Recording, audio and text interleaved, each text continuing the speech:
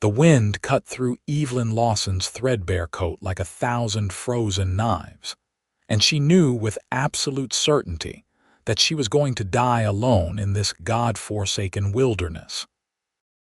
Her fingers had stopped hurting an hour ago, which she understood meant they were beyond saving, and her legs finally gave out beneath her as the blizzard howled across the empty Colorado landscape with merciless fury. She collapsed into the snow, watching her breath come in shallow clouds that disappeared almost instantly into the white void around her, thinking that this was a terrible way to end a life that had already been filled with so much loss and pain. The last thing she remembered before darkness claimed her was the sound of hoofbeats, impossibly close, and a man's voice cutting through the wind like a warm blade through winter ice. When consciousness returned, it came slowly, like wading through deep water toward a distant surface.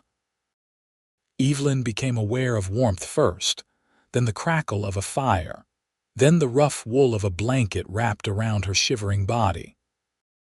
Her eyes refused to open at first, crusted with ice and exhaustion, but she forced them apart to find herself in a small cabin, lying on a cot near a cast iron stove that radiated blessed heat.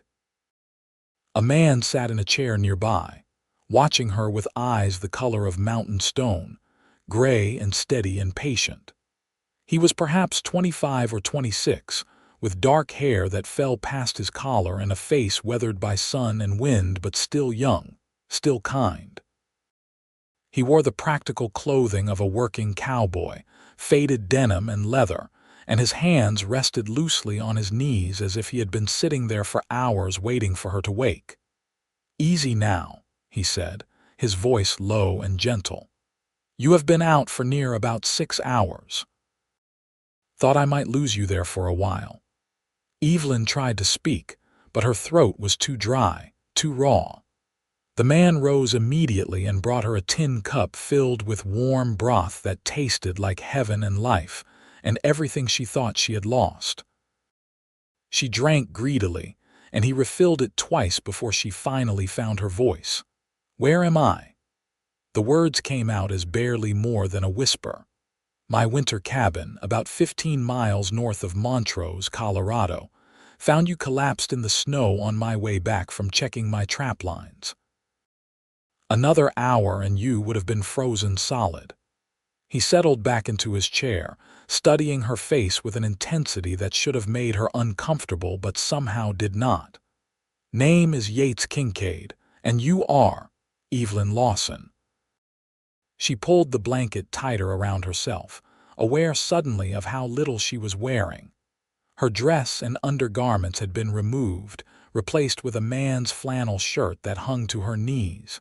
Heat flooded her cheeks.